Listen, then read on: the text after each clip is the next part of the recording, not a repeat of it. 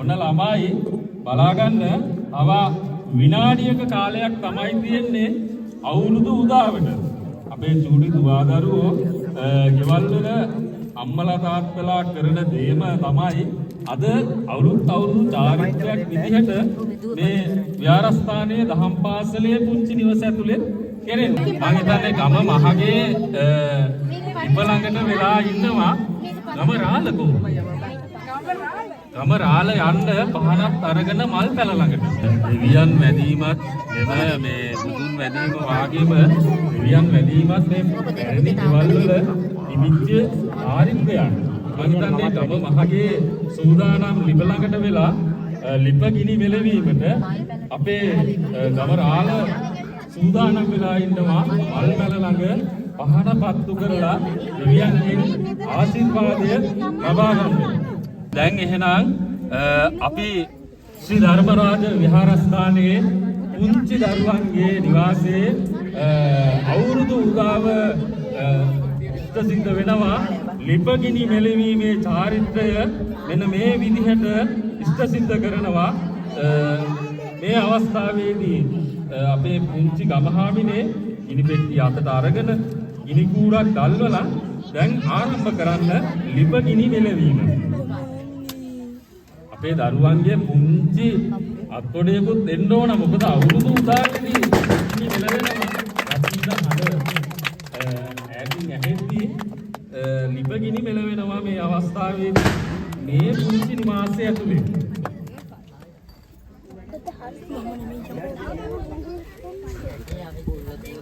මේ අක්කට අමාරුයි. අනේ මට කියන්නේ. ධර්මරාජ විහාරස්ථානයේ අපේ පුංචි දුවදරුවෝ එකතු කරගෙන දැන් අද ගමහාමිනේ සහ අපේ ගම මහත්තයා එකතු වෙලා දැන් ලිපගිනි මොනවලා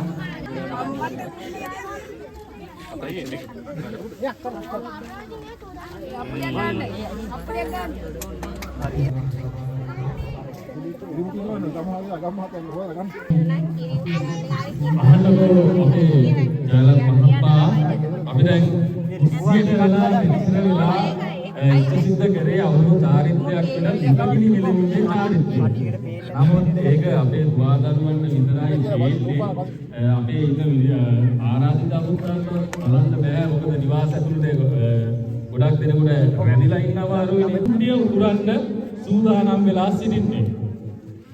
ඔන්න බලා ගන්න අන්න ගෙදර කිරි උතුර.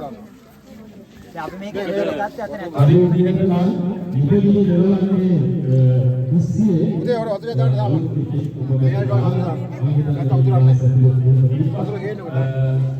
ඕකන වතුර ටික කරගෙන යන්න.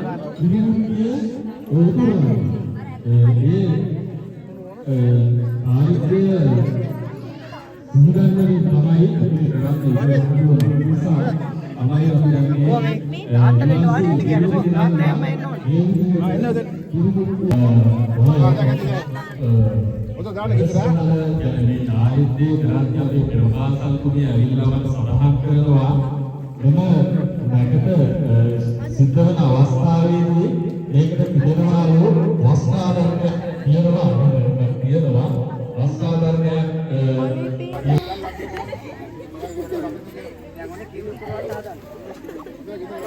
දැන් මේ ලිපවල් දෙකක කරන්නේ නැහැ මේක. හරිද?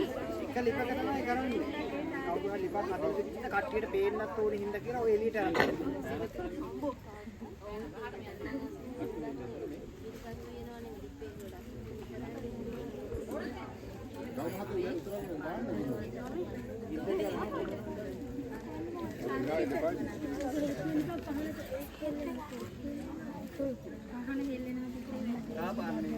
ඔක ඇත් කල් මෙහාට කරු.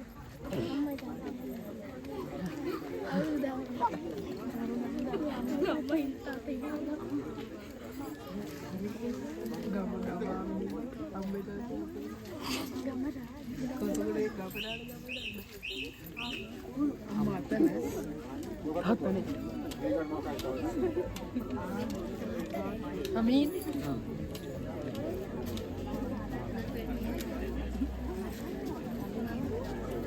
දැන් ළමයින්ට මේ චුට්ට චුට්ට ගින්දර පොඩක් එහාට මෙහාට ලං කරලා අඟුලිය කරන්නේ පුතේ ඔක දාන්න එක.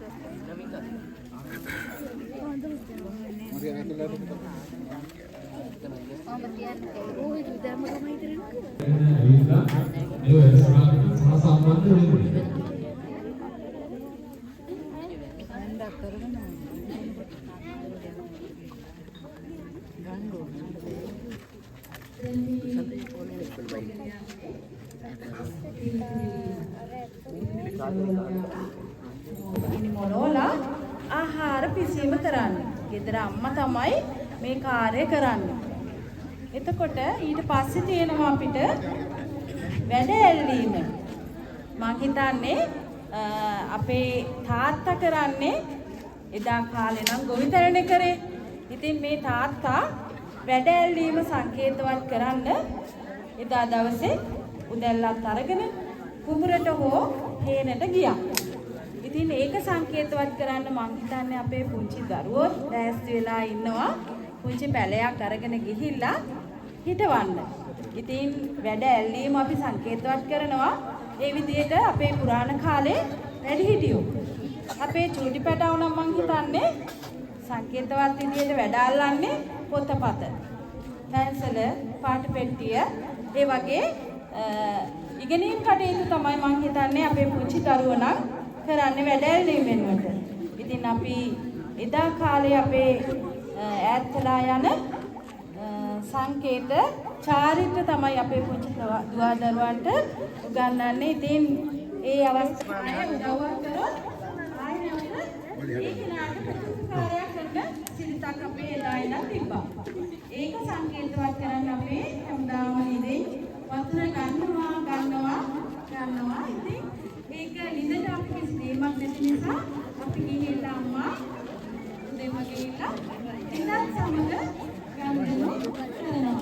ඉතින් මේ නිදට ගන්දනු කරාදී අපි නිදට දානවා පුංචි ආසනයක් මාළික ඒ වගේම තමයි විශේෂයෙන් දානවා අඟුරු දානවා ඉන්නේ තියෙන වතුර පිරිසිදු වෙලා හොඳ වාර්ෂයේ පුරා හොඳ ජලය ලබා දෙන්නේ කියලා අපි අම්මා ගිහිල්ලා මල් සහ කාසි අඟුරු දාලා නිල සමග